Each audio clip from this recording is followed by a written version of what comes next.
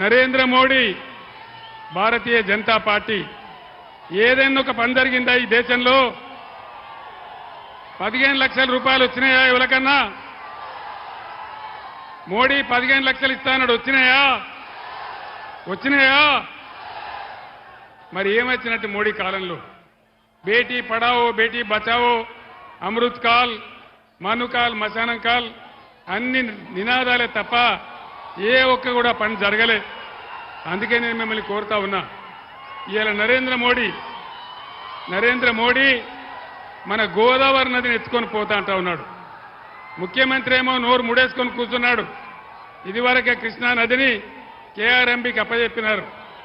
అదేవిధంగా ఇవాళ అన్ని కూడా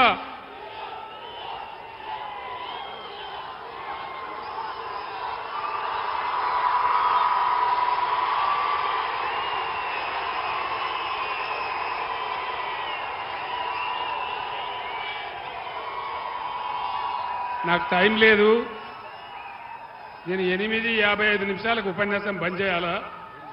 ఈసీ నా మీద నిషేధం పెట్టింది. మీరు ఒక 10 నిమిషాలు దయచేసి నినాదం ఆపాల. ఇవాళ నరేంద్ర మోడీ మన గోదావరిని ఎత్తుకపోతా అంటున్నాడు. ముఖ్యమంత్రి ఏమో నోరు కూడా తెరుస్తలేడు. ఇదివరకే కృష్ణానదిని ఉంచబోయి కేఆర్ఎంబీకి అప్పచెప్పినారు. ఇవాళ కనీసం ఖమ్మం పట్టణంలో మురికి నీళ్ళు వస్తూ ఉన్నాయి. మన మహిబాద్ నియోజకవర్గంలో కూడా డోర్నకల్ కానీ, మహిబాద్ కానీ, నర్సంపేట కానీ భయంకరంగా మంచినీళ్ళ సమస్య వస్తూ ఉన్నది. 8 ఏళ్ళు మంచిగా నడిచినటువంటి కరెంట్ ఎక్కడ పోయింది? భగీరథ ఎక్కడ పోయింది? దయచేసి మీరు ఆలోచించాలని కోరుతా ఉన్నా.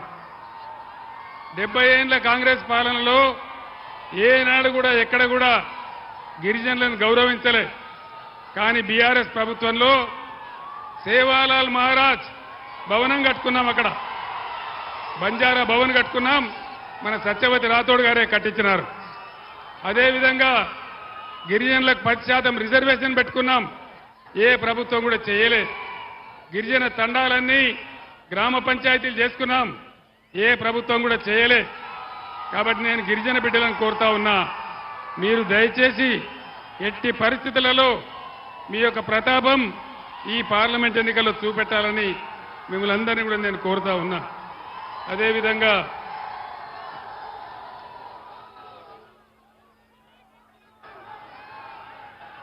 రైతులకు కేసీఆర్ 10,000 ఇస్తుండు, మేము 15,000 ఇస్తామని చెప్పినారు. వచ్చినాయా 15,000? 15,000 వచ్చినాయా? 15,000 రాలే, పాత 10,000 కూడా రాలే. రైతు కూలీలకు నెలకు 1,200 రూపాయలు ఇస్తామని చెప్పినారు. ఏ రైతు కూలికి అన్న వచ్చిందా? ఏ రైతు కూలికి రాలే. ఒక్క ఉచిత బస్సు తప్ప 6 గ్యారంటీలు మొత్తం ఆగం చేసినారు. అందరిని ఆగం పట్టే ప్రయత్నం చేసినారు. ఇలా మంచినీళ్ళ బాధ, కరెంటు బాధ, రైతులు వడ్లు కొనే పరిస్థితి లేదు. 500 రూపాయలు రైతులకు బోనస్ ఇస్తామన్నారు. వడ్లకు ఇచ్చిండ్రా? బోనస్ ఇచ్చిండ్రా? రైతులకు 500 బోనస్ వచ్చిందా? 500 బోనస్ వచ్చిందా? ఎక్కడ కూడా రాలే, వచ్చే పరిస్థితి కూడా లేదు. అందువల్ల మీ అందరినీ కూడా నేను కోరేది, ఈ ఎలక్షన్లో మీ అందరూ కూడా ఏకమై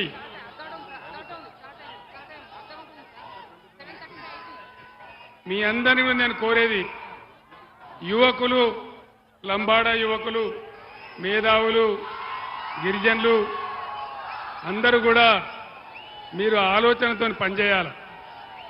ఆలోచనతో పనిచేస్తేనే మనం ముందు పోగలుగుతాం, విజయం సాధించగలుగుతాం. అందువల్ల ఒక పిచ్చి ఆవేశంలో కాకుండా బ్రహ్మాండంగా మీరందరూ విచక్షణతో ఆలోచించి, బీఆర్ఎస్ ఉన్నప్పుడు ఎట్లా ఉండే, ఇలా కాంగ్రెస్ వచ్చినాక ఈ 5 నెలల్లో ఎట్లా అయిపోయింది, దీనికి కారణమేంది, మీరందరూ కూడా ఆలోచించాలని మిమ్మల్ని అందరినీ కూడా నేను కోరుతా ఉన్నా.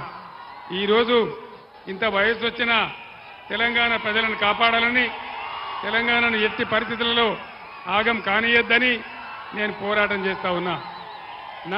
నా ప్రాణం ఉన్నంత వరకు తెలంగాణకు అన్యాయం జరగనివ్వను, ఎట్టి పరిస్థితుల్లో జరగనివ్వనని చెప్పి నేను మీకు హామీ ఇస్తా ఉన్నా.